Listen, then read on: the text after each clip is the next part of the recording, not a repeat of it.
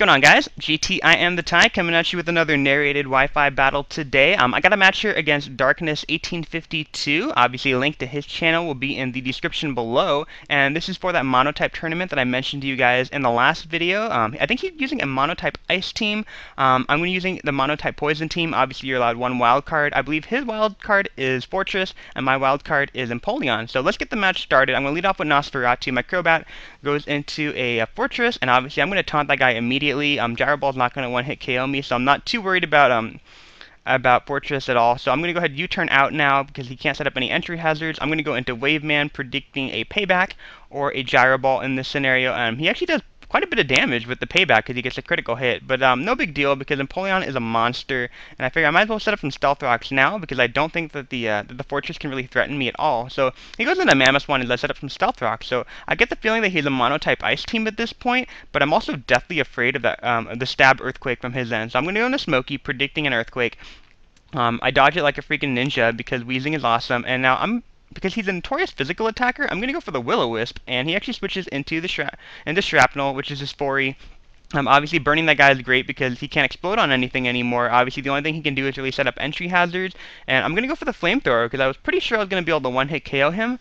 But apparently, he's a specially defensive Fori because he survives with a tiny little sliver of HP. He's able to get off that Rapid Spin. He's able to blow away the Stealth Rocks, which is really crucial for me. Really crucial for him because obviously he's an Ice-type team. So pretty much every single guy on his team is going to be weak to that. And that's really crucial for me because I need to find a way to get Empoleon back in order to get the Rocks up because he can't set it up on Fori anymore. I don't know who else he can set it up on. So he goes into the President, and freaking nicknames, and he's going to go for the Blizzard. I was thinking about going into Empoleon to take the Blizzard, but then he'd have to take an Earthquake, so there's no point in going for that switch. So I figure I might as well go for the Flamethrower.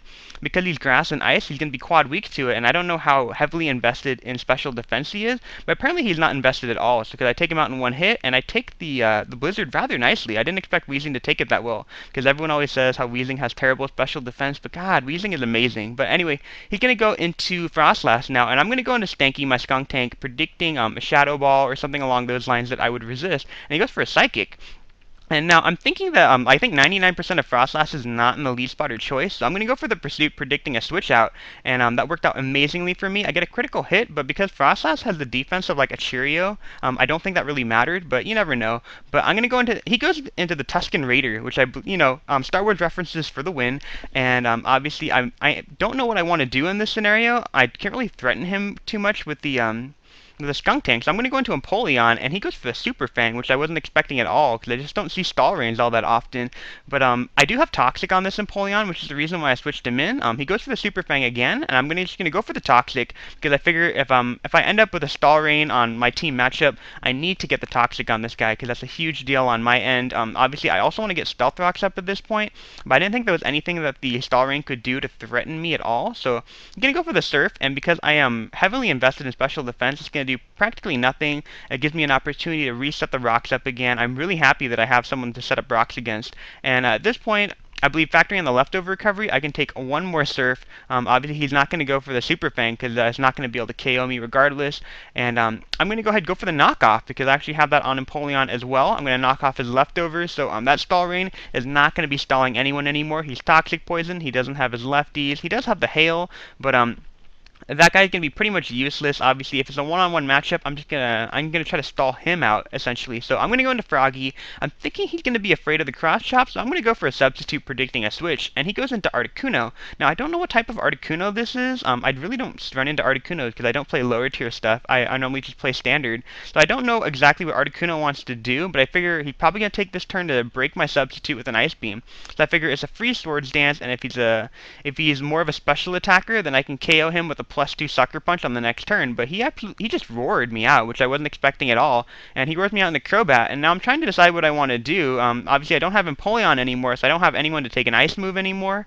At the same time, if he's really, really bulky, I don't want him to roost stall the rest of my team in the Hail, so I'm going to go for the Taunt. That way I can prevent him from roosting, because I figure that's what Articunos want to do because they're quad weak to that to the entry hazard damage, but he's going to go for the Ice Beam, and it doesn't KO me, so that tells me that he's probably not heavily invested in special attack. At this point, I figure I might as well just go for the Brave Bird, because I know I'm faster than this guy. I don't think he's packing Ice Shard.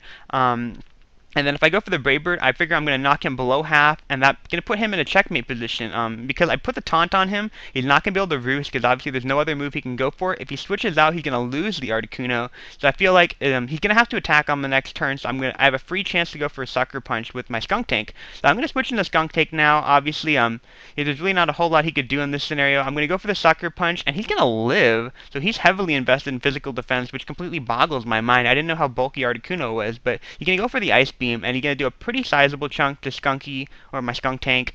I'm like making up nicknames for him now, but obviously I think the taunt's gonna wear off in this turn, and this really sucks. I don't know if I'm gonna outspeed him because he might be like a sub-roost poison set, but I'm gonna go for the poison jab anyway because I figured he was gonna go for the roost. If there was any turn that he was gonna go for it, it was gonna be that turn, and thankfully I do outspeed him. He goes into the Tuscan Raider, his Wall Rain, and obviously I'm gonna go Tick Tick Boom because I figure that's the best option I have. I'm gonna die on the next turn because of the hail anyway, and he goes for the Protect because I totally forgot that Stall Rains carry that, and that sucks. So obviously his Stall Rain sitting out there really good. I believe he's down to 2 guys, and I still got 3 guys, so I'm feeling pretty comfortable. I got my Weezing, I got the Toxicroak, and actually I only have 2 guys left. I believe I have the Toxicroak, and I have the Weezing, and I have the Gengar. Just kidding, I do have 3 guys, but he's gonna go for the Super Fang, and I thought that it was gonna do half damage to the Substitute's HP, which is the reason why I went for the substitute. So I thought that was how the mechanics work, but apparently it's still calculating my HP and the damage. So that kind of sucks. So I might as well go for a Swords Dance here. If he goes for another Super Fang, it's like the equivalent of me subbing down, really. So I figure I might as well get up to +2 in the process. Obviously, I'm getting completely wrecked by this hail right now because hail is just a crazy weather condition. Like, nobody resists it. And at this point, there's not a whole lot he can do. I figure he's just going to attack me. So I'm going to go for the Sucker Punch. And I am able to take out the Tuscan Raider, which is great. I believe he's down to his last guy. He's down to his Mamoswine. So this is a 3-on-1 battle. I'm feeling pretty confident about this. But I believe he's got a choice banned Mamoswine, which he told me after the match. So he goes into his Mamoswine now. He's going to lock himself in the Ice Shard, and he's going to take out the Toxicroak. Obviously, I always say never say never. You never want to count yourself out of the match until the match is completely over. So he's able to take out the Toxicroak because Mamoswine's a beast.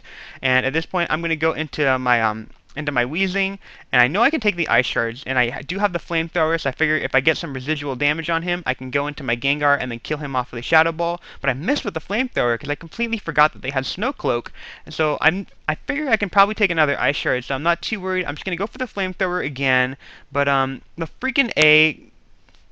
freaking Blizzard, I miss again, and I'm like, are you kidding me? I don't know what I'm going to do in this scenario. Weezing's going to die, and he's sitting at enough HP where I don't think that Shadow Ball is going to kill, and I don't think that... I know that Gengar cannot take 2 Ice Shards, so I'm in a really big pickle. I'm going to have to lock myself into Focus Blast. This is all of a sudden, this is a one-on-one matchup, so if I miss this Focus Blast, I'm going to lose the match. So I'm going to go for the Focus Blast. He's going to go for the Ice Shard. I know I can take at least one of those because I'm at full health.